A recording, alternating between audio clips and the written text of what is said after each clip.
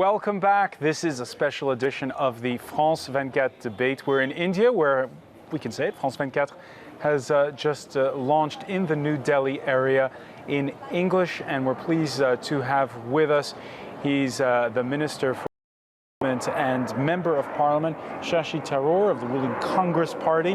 Also with us, Nirmala Sitharajan, spokesperson for the opposition BJP party. She's the author of The Other Side of Silence, Tales from Partition.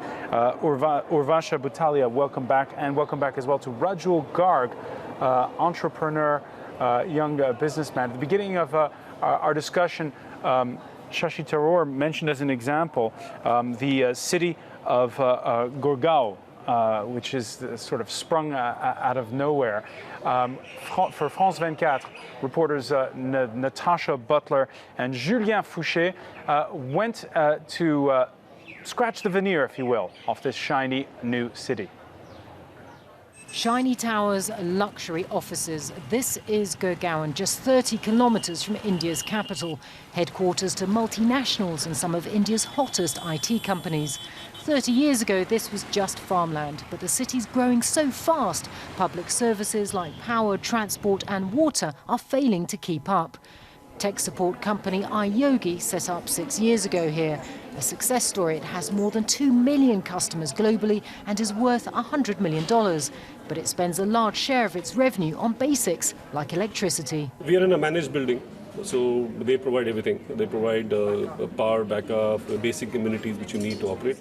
But because they have to invest in it, your cost of that management or managed services is much higher than you would pay anywhere else. So here, I think roughly these services cost us close to about 25% of the rent. This is one of iYogi's big costs. Because public transport is so scarce, the company is obliged to pay a fleet of private taxis for its staff. Without this service, most people couldn't get to work. So in the night, it's really difficult to get a public transport. So it depends. So if it would have been not for the cab and I have to do night shifts in Gurgaon, it wouldn't have been possible. But bad infrastructure isn't just a problem for businesses. Residents also suffer. Traffic's often at a standstill and rubbish goes uncollected. It's forced some, like Raman Sharma, to become campaigners. He wants authorities to improve roads, treat wastewater and stop construction workers dumping waste.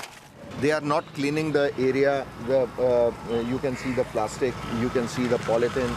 Everything they are putting, they are using like dustbin. This is a stormwater drain, and this is our lifeline. Gurgaon was started by private developers who saw an opportunity to buy land and build offices, making it alluring to businesses who could attract smart workers from Delhi. PK Jain founded Gurgaon's Chamber of Commerce. He's seen the city grow. Decades ago, he warned it would need decent public services to fulfill its potential as a world city. But apathy means the government have remained on the back foot. It is for the government to maintain the rest of the infrastructure, such as roads, gardens, payments, side roads, slip roads. You know, they have failed in their job. The hope here is authorities will realise the urgency of the situation and support Gurgaon's rapid growth. Only then will it be able to fulfil its potential as India's so-called Millennium City. Shashi Tharoor, in that example of Gurgaon, we see the shiny new buildings, but we see the private sector has to pick up the slack a lot, where government services have failed. Again, it brings us back to that question of whether things are going too slowly or too fast. You know, the question of indeed the inadequacy of government. There's an old joke about how India's economy grows at night when the government is asleep and that kind of thing. It's unkind, but there are challenges. Governance hasn't always been able to keep up with the rapid changes, the growth of population, the scale of the pressures put on the country. I mean, I don't at all disagree with some of the observations made that you're looking at many places where you can't rely 100% on the electricity, and therefore you have to have your own private backup. You can't rely on public services, garbage disposal, maintenance, all of these things. And it's unfair to single out any one city. Sadly, there is no city in India which this is not true to a greater or lesser degree. It's principally a challenge of scale, but it's partly also a challenge of organization. And I think there's a great deal we need to do to get these things fixed. Increasingly, however, awareness is leading to more effective planning as new cities are coming up. India is moving more and more towards the creation of greenfield cities. There's a plan to create 7 new ones on an industrial corridor between Delhi and Mumbai over the next 2 decades, and they will have learned their lessons right. In the process, if we can decongest some of these big old cities, we might be able to manage them better. Rajul Garg, let me ask you, before I turn to Nirmala, yours is an online business school. Are traffic jams one of the reasons you opted for an online business school? You know, it wasn't one of the reasons, but it's something that helps us a lot, you know, because there are just a lot of traffic jams and it's hard to get to school if you're in a physical school. And I think the cost in terms of time, productivity is just immense. I mean, some of the stories you've seen in the media were toll bridges and stuff like that. So it certainly is a big factor. I think it just takes a long time in a city like Delhi to go from one place to the other these days. Nirmala Sitaratam, the Shashi Tharoor was just saying how, yeah, it's not perfect by any stretch of the imagination, but urban planning is improving. See, when you talk of urban planning in India, our urban areas are nothing but a conglomeration of several villages which had lived close to a big city. Even as we're sitting here, this is also a pocket of a rural, suburb of the metropolitan Delhi. So is the case with many of our metropolitan cities and also the other cities which are developing. The larger argument here is about making rural India, whether they are close to the city or away from the city, livable.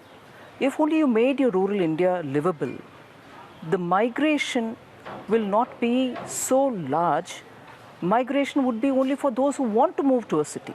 Now, what we are doing, on the contrary, is by not focusing on rural India to be livable, you are in an indirect way encouraging people to move to better facilities elsewhere.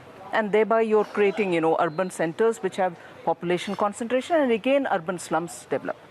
So in a way, our planning has either been rural focused or urban focused. But ultimately, improving your living condition has not taken priority. And in that, we failed, and because of that, also probably indirectly encouraged migration, which we are unable to cope with. I think there should be a refocus on making places livable.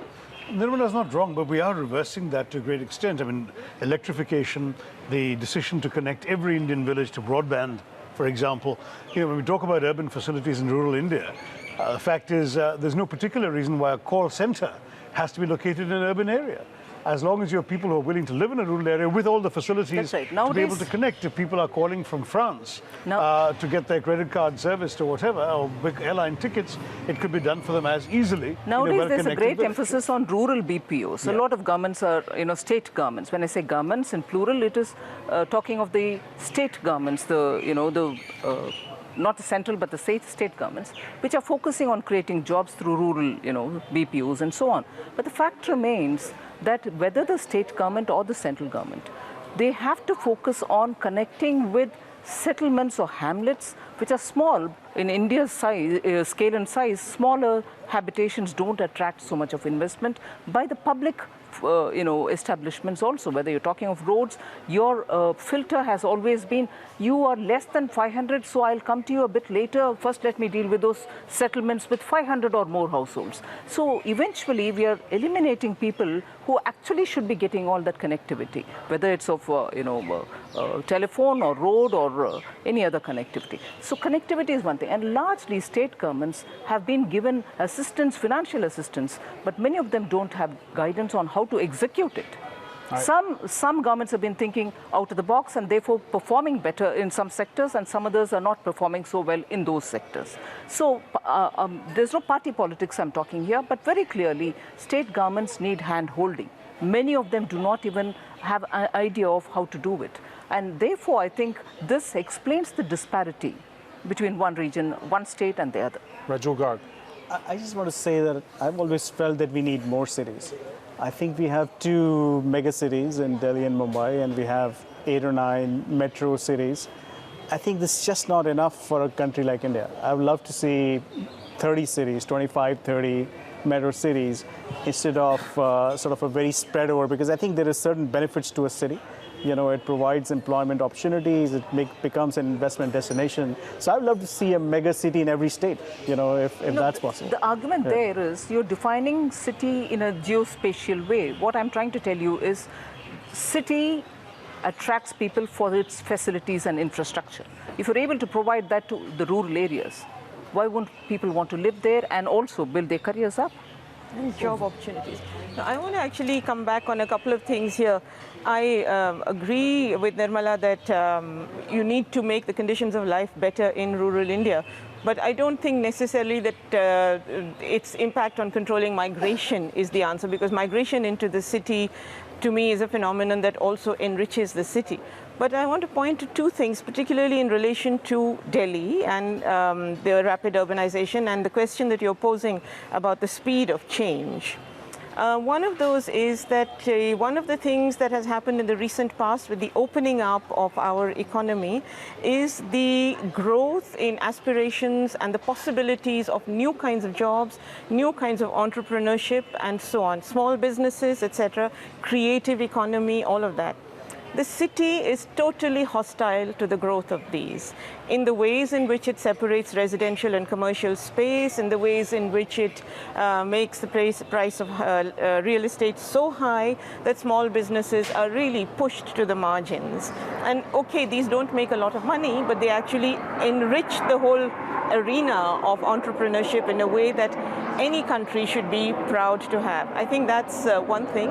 The second thing, if I may, is that in the same way, the growth on cities has brought women out into the public space in new kinds of jobs. And the city has not kept pace with their needs as citizens to access public spaces, transport, lighting. In Delhi, count the number of toilets, public toilets for women and men, and you will find that there are hardly any for women, because the old assumption holds forth that the public space is not a space where women should be. Shashi Tharoor, in your home constituency in Kerala, do people want to go to the big city, or do they want to, keep what they have? And well, Kerala is a bit untypical in the sense that the entire state is both simultaneously urban and rural, in the sense that you almost have a seamless transition from urban to rural, and many of the rural areas have urban-type facilities, paved roads, pakka housing, electricity, telephones, the internet, and so on. So Kerala is untypical.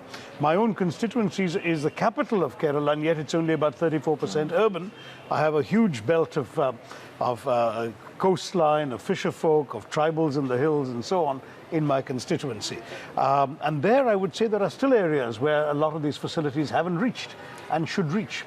But one of when Urvashi talks about real estate prices, that's a function of scarcity. When Rajul speaks about transport bottlenecks and traffic jams, one of the big problems in our country is land is so scarce because there are 1.2 billion people sitting on it, that being able to acquire land for things like highways, widening of roads, creation of more urban spaces, all of this becomes prohibitively expensive. And so we have some of the narrowest highways in the world. Certainly Kerala is a particularly egregious example, because we are a very highly densely populated state. We just can't get people to sell their land so the highways can be widened. And so everyone goes on very narrow roads, and traffic has grown over the last few decades, so it becomes impossible to get through. All of these are also reflections of our population size, the physical limitations of space. We're not discussing these problems in a vacuum, we're discussing them in India. And to Nirmala's point, that migration is something that should be watched and managed? Well, I have some sympathy for both sides of this discussion. She's right that we need to create good facilities in urban areas, and in Kerala there are places where this is happening. Good urban facilities in rural areas, so that people don't feel the need to migrate. But I also accept Rajul and Urvashi's point that when they do migrate, the city becomes a richer place. There is a tipping point in terms of larger numbers of people, therefore more job opportunities, more things. You can imagine activities in a city that would not be possible in a village because the scale wouldn't be there to permit it. So certainly, you will need cities as well. Well, one argument which we're forgetting here. It's not only rural to urban migration. I mean, you're migrating from small towns to larger cities, and that's happening all the time. No, that's very well, but the logic holds good for that argument too. But the argument, the sum and substance of what Mr. Tharoor is trying to say is, if I were to put in my words, we've been running late in planning for our urban and rural areas. If only we had the foresight and spent adequately and thought about it adequately in time, we wouldn't be building flyovers and bridges and metros when 20 years ago we needed them. And here again, it's a question of this government or not that government, but it is India looking at a future with a visionary kind of a way and thinking for future, planning now, spending now, investing now, so that your future is a bit more well, endowed for. But in that, I think we failed till about, say, 20, 25 years ago. But now we are trying to catch up, and when you're doing the catch up, you'll always have a lot of teething problems, because catching up is being recreating. It's like starting everything afresh. So you're going to have this problem. But at least now, I think we should have a plan for the next 50 years and start executing that plan, rather than do immediate requirements, having immediate requirements top of our agenda and forgetting to plan for 50 years hence. All right, and which brings us to our next topic, which is, you mentioned yours is a nationalist party. India, what place, what relation going forward with its neighbors? What relation going forward, most notably, with the one neighbor that everybody always looks at, Pakistan? That's my grievance. We need to look at all our neighbors with equal attention. Yes, we have to engage with Pakistan because... When you say you're a nationalist party, what does it mean? It means that we put our nation first, our sovereign first, our interests first, and make sure that you're not going to compromise on any of your interests at any cost. So when we say that, it is not to say that others may not be nationalistic. They can be. But if there are instances where we stand up to say, oh, sorry, you're compromising here, oh, sorry, couldn't it be handled differently, we underline the point that national interest is being either, you're looking the other way when national interest is being threatened, or you're looking the other way when questions of sovereignty are being raised. So these are the things that on which we want to stand up and speak. It's not to say that others may not be nationalistic, but the fact remains that there are questions which have to be answered on those, and therefore we speak for it. And what message does it send, for instance, to a nation like Pakistan when your candidate for Prime Minister, there was a massacre of Muslims on his watch, and there's often inflammatory statements that are made? I think I disagree completely with you. There wasn't any massacre. If there were riots, and as a result of which people died, on that several court cases are on, several investigations have happened, a Supreme Court monitored team went into the details, and it's not a proud remark to make, but India has witnessed such riots in many other parts of the country too. All that we want is an equal treatment for all of them. Sit on judgments if you want, but sit on judgments on others too. So to focus and excessively focus on just one government, one man, one party, one state may not really speak for fair play. Shashi Tharoor, in your book, you show tough love for Pakistan. It's unequivocal. You're quite indignant, especially about the Mumbai, of course, attack. Do you think if you had to rewrite it, because you wrote it last year, if you had to rewrite it, would you write it a little bit differently now that Nawaz Sharif has been elected Prime Minister? No, not necessarily. But first of all, may I just respond to what Nirmala just said? I think that we too, like all other parties, would claim to be fundamentally motivated by our national interest. It's just that we may have a broader and more generous definition of the national interest, and we would include more elements of our own society in it than the BJP seems to want to do. But then coming back to your question, as far as Pakistan is concerned, we in India have really nothing we want from Pakistan other than peace. We have no territorial designs on them. We have no particular desire to subordinate them to anything of ours. We would love to have trade, open borders, good relations. The problem is they want something we have, which we're not going to give them, which happens to be 2/3 of our state of Jammu and Kashmir, which they claim is part of the unfinished business of partition. For us, partition is finished business, and we are not interested in negotiating our territory, certainly not at the point of a gun, and not because of terrorist actions to intimidate our people. Now, if the ruling establishment in Pakistan, which includes the military as well as the civilians, can appreciate that they actually have the same interests as us in curbing the terror that originates on their soil and that is doing damage to them as well as to us and as well as to the other neighbors in Afghanistan. If they can make common cause with us, we can certainly tackle this problem.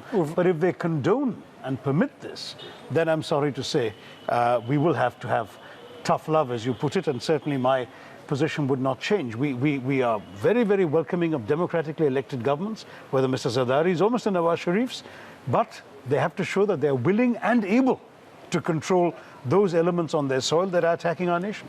Urvashi Batalia, as we said at the outset, your family fled Pakistan at partition. Has your view of India's role in the sub-region and specifically of that bilateral relation changed over the past years? No, not really. I mean, I think that India has a major role to play in the region, not only in relation to Pakistan, but in relation to all the other countries in the region, which unfortunately it does not play to the best of its ability, because I suppose in politics your international stances are also compromised by the way in which you relate to the wider international scenario. But I think that in particular in relation to Pakistan, and I don't agree with Shashi here when he says for us partition is finished business. It's not. There are a lot of unresolved issues. Emotionally, it's not finished. Emotionally, it's not. Practically, it's not. I mean, there is a way in which you have to confront your past and so on. But I do think that what has changed is that people in India and Pakistan, by and large, do not want this kind of rehearsing of this constant enmity.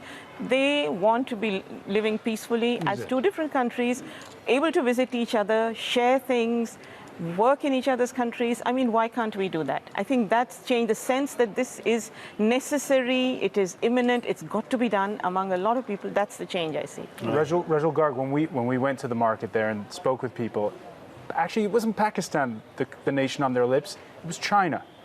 And among your students, is the model the United States or is the model China? I think the model for most part, what I see is earning good livelihoods, getting good jobs, creating good businesses, making a good life for themselves. I think some of it, I find... Well, we're hearing a lot of comparisons. People are always saying, well, you know, in relation to China, we're like this. And we're hearing a lot of talk of China. We are. I think, so I would say, yes, China is more on the mind, I think, than Pakistan. I think Pakistan maybe is a bigger political issue, but I think China is more of an economic issue, I think, which people encounter every day in their businesses and their jobs and stuff like that.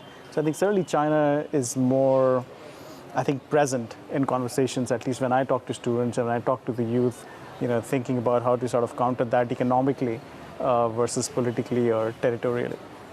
China certainly is in the minds of even the common citizen of the country, because today your markets are certainly flooded with cheap Chinese goods. I'll give you one random example which may not strike a chord otherwise, but it is a random example which I want to take. Even smallest of things, which were very typically only Indian market oriented, are today from China. The bindi that we keep on our foreheads is typical only for Indians. And when I go to the market, the bindi, the liquid that I have to buy, comes from China. And in a way, I refuse to buy it, made my own at home, which cannot be as good as what has been manufactured. But fact remains that whether it's your bindi, whether it's your, the chapel at home where you keep an idol for your prayer, everything is today from China. And citizens are conscious of it. Whilst because they're cheap and probably even match up with good quality, people do buy them, they're conscious that our market is now completely made inroads to the Chinese manufacturers. Whilst they would want to buy it, it's also a fact that it remains in their mind. That why is it that many of these typical Indian products are not being serviced, are not being supplied by our own manufacturers, and where have they gone? That's the question. All right, one final question. I'll put it to you, Shashi Tharoor. We talked a lot about identity politics during this discussion. You know that in Europe and in France, we're also having discussions about identity politics. What do Indians think of the conversation we're having on that? The conversation that you in Europe are having about it, yours is a different conversation in the sense that you are trying to figure out how you can become the kind of society we already are. That is, you're trying to be a society where people have more than one color of skin, worship more than one kind of faith, speak more than one kind of language, eat more than one kind of food. We're already all of that. So in some ways, I think the European Union is going to be in about 100 years where India is today. We too are a common market, perhaps not as good a common market as you are, but we are one nation, you're not yet. We have as many differences ethnically, culturally, linguistically, and so on, as you have between, say, the difference between, say, Britain and France, or between France and Italy, is in some ways less great than the difference between, say, Kerala and Kashmir, the state of my wife, or Bengal and Gujarat. These are enormous differences in our country, but we've all managed to live together on the same soil, sleep under the same sky, and dream the same dreams. So I think we feel you have some way to catch up with us. All right, so we can come back to Delhi for some lessons. And I want to thank you, Shashi Tharoor. Thank you very much. I want to thank you, Urvashi Butalia. I also want to thank Nirmala Sitaratam, Rajul Garg. We want to thank you for joining us here for this special edition of the France 24 debate, and to thank the people of India for welcoming us as we're now broadcast in the Delhi area.